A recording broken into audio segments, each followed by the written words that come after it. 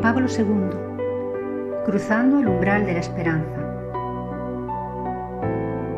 23. ¿Por qué divididos? Pregunta. Los designios de Dios son a menudo inescrutables.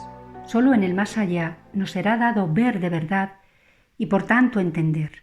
Pero ¿sería posible descubrir desde ahora una cierta vislumbre de respuesta a la pregunta que a lo largo de los siglos han hecho tantos creyentes? ¿Por qué el Espíritu Santo ha permitido tantas y tales divisiones y enemistades entre los que, sin embargo, se llaman seguidores del mismo Evangelio, discípulos del mismo Cristo? Respuesta. Sí, así es. Podemos de verdad preguntarnos por qué el Espíritu Santo ha permitido todas esas divisiones. En general, sus causas y los mecanismos históricos son conocidos. Sin embargo, es legítimo preguntarse si no habrá también una motivación metahistórica. Para esta pregunta podemos encontrar dos respuestas. Una, más negativa, ve en las divisiones el fruto amargo de los pecados de los cristianos. La otra, en cambio, más positiva, surge de la confianza en aquel que saca el bien incluso del mal, de las debilidades humanas.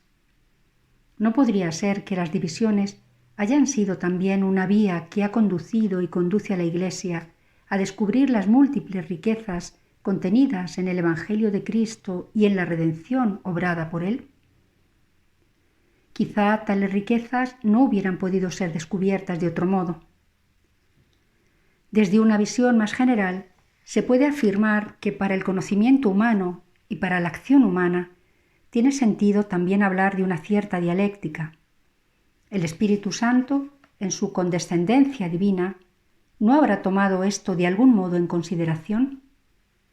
Es necesario que el género humano alcance la unidad mediante la pluralidad, que aprenda a reunirse en la única Iglesia, también con ese pluralismo en las formas de pensar y de actuar, de cultura y de civilización. Esta manera de entenderlo no podría estar en cierto sentido más de acuerdo con la sabiduría de Dios, con su bondad y su providencia. Pero esta no puede ser una justificación de las divisiones, que se radicalizan cada vez más. Tiene que llegar ya el tiempo en que se manifieste el amor que une. Numerosos son los indicios que permiten pensar que este tiempo efectivamente ya ha llegado y, en consecuencia, resulta evidente la importancia del diálogo ecuménico para el cristianismo. Este diálogo constituye una respuesta a la invitación de la primera carta de Pedro a dar razón de la esperanza que está en nosotros. El mutuo respeto es condición previa para un auténtico ecumenismo. He recordado poco antes las experiencias vividas en el país donde nací y he subrayado cómo los acontecimientos de su historia formaron una sociedad pluriconfesional y plurinacional caracterizada por una gran tolerancia. En los tiempos en que Oriente tenía lugar procesos y se encendían hogueras para los herejes, el último rey polaco de la estirpe de los Jagiellonii dio pruebas de ello con estas palabras: «No soy rey de vuestras conciencias». Recordemos además que el Señor Jesús confirió a Pedro tareas pastorales que consisten en mantener la unidad de la grey. En el ministerio petrino está también el ministerio de la unidad, que se desarrolla en particular en el campo ecuménico. La tarea de Pedro es la de buscar constantemente las vías que sirvan al mantenimiento de la unidad. No debe crear obstáculos, sino buscar soluciones. Lo cual no está en contradicción con la tarea que le ha confiado Cristo de confirmar a los hermanos en la fe. Por otra parte, es significativo que Cristo haya pronunciado estas palabras cuando el apóstol iba a renegar de él. Era como si el Maestro mismo hubiese querido decirle: acuérdate de que eres débil, de que también tú tienes necesidad de una incesante conversión. Podrás confirmar a los otros en la medida en que tengas conciencia de tu debilidad.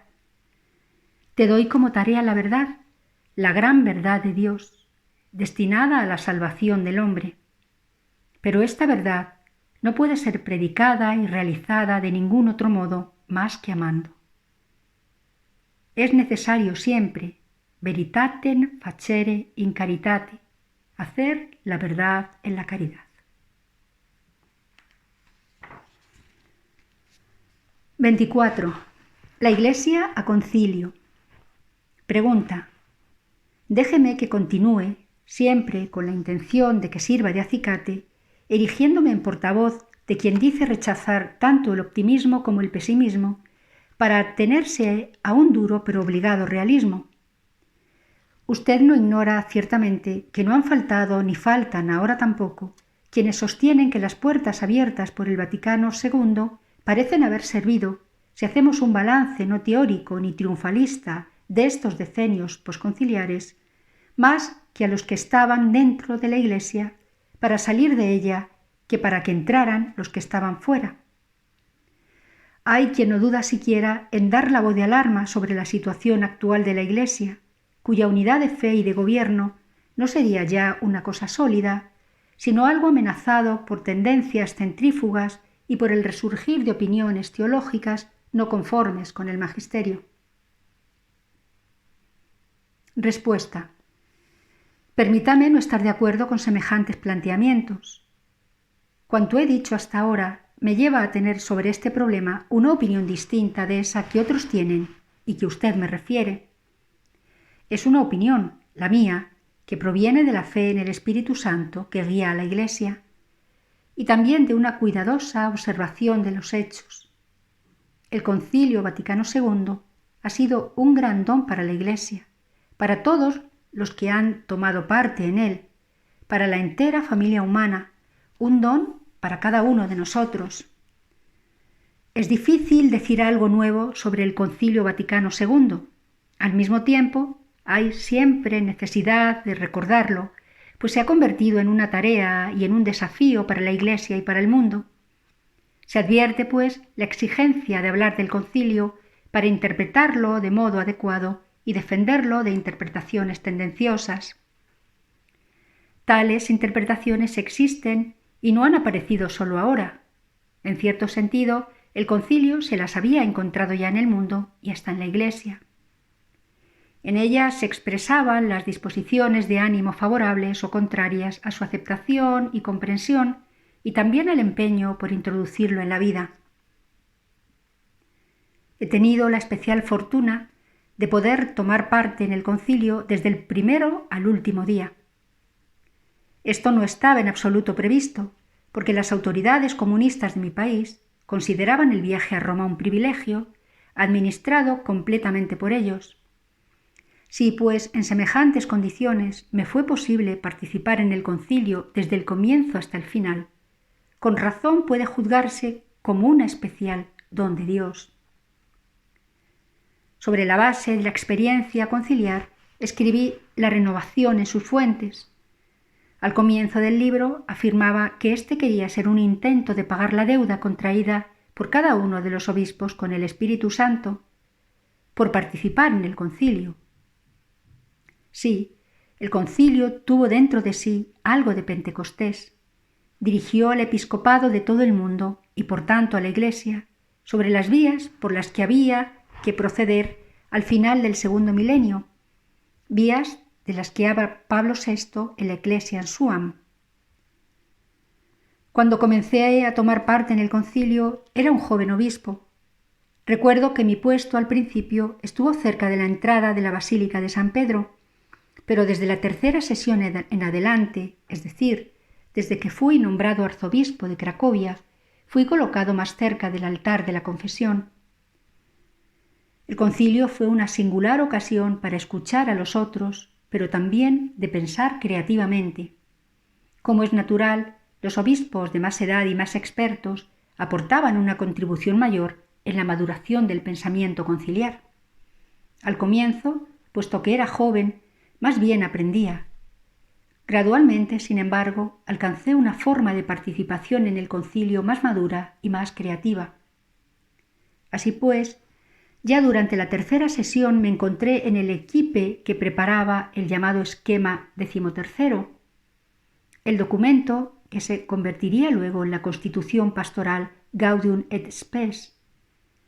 Pude de este modo participar en los trabajos extremadamente interesantes de este grupo, compuesto por representantes de la Comisión Teológica y del Apostolado de los Laicos.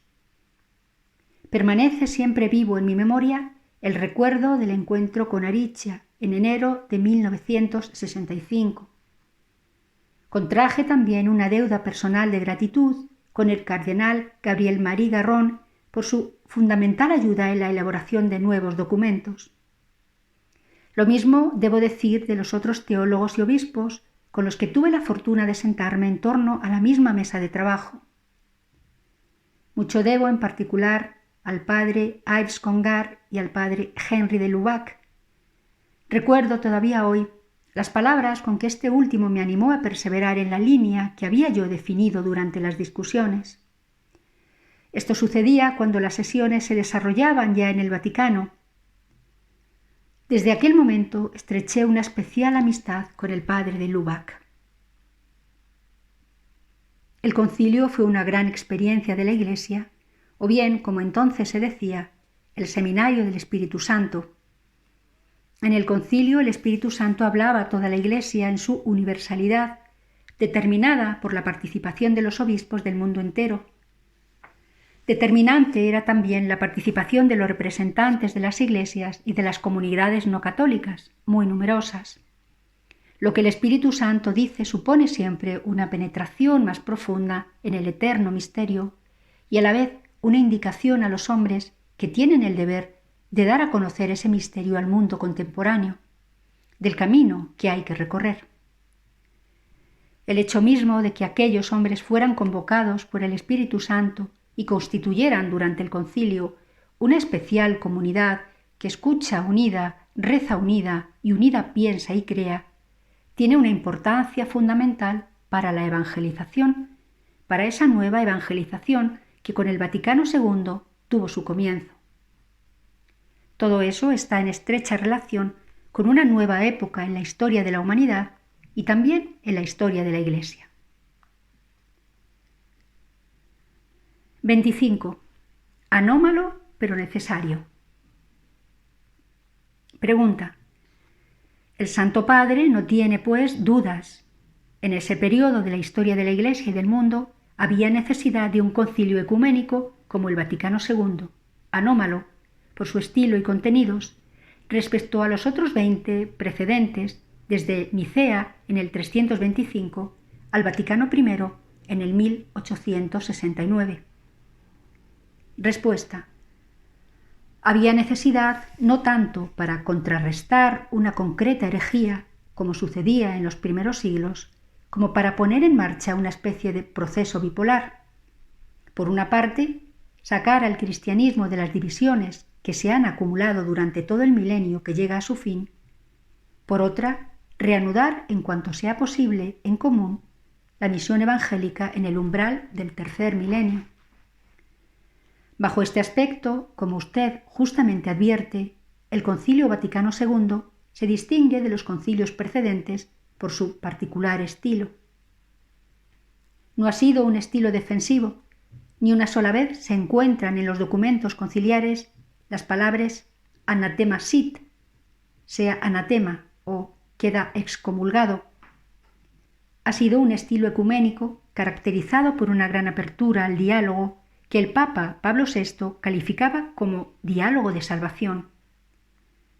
Este diálogo no debía limitarse solamente al ámbito cristiano, sino abrirse también a otras religiones no cristianas y alcanzar al mundo entero de la cultura y de la civilización, incluido el mundo de los que no creen. La verdad no acepta límite alguno, es para todos y para cada uno. Y si esa verdad es realizada en la caridad, entonces se hace aún más universal.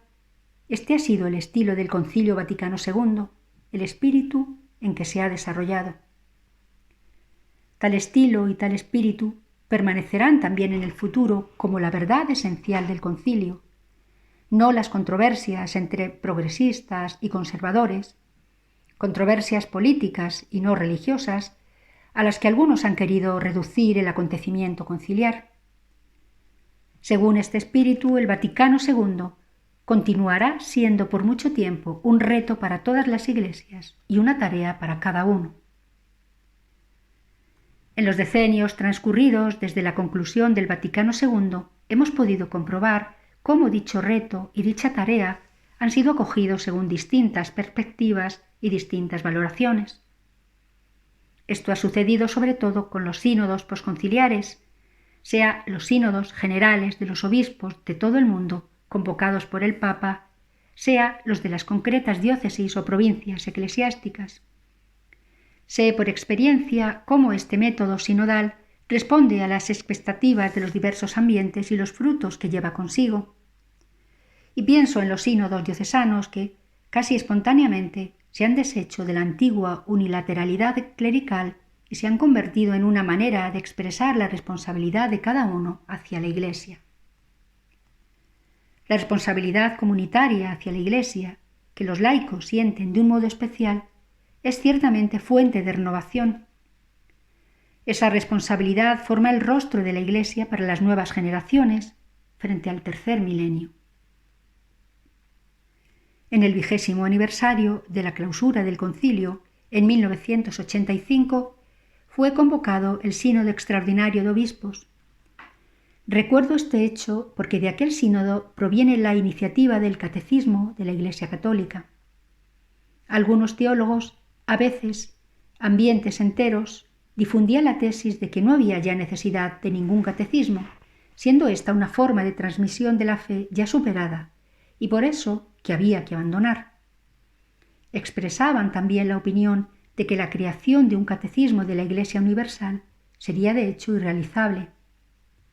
Eran los mismos ambientes que en su día habían juzgado inútil e inoportuno el nuevo Código de Derecho Canónico, anunciado ya por Juan XXIII. En cambio, las voces de los obispos en el sínodo manifestaban un parecer del todo contrario.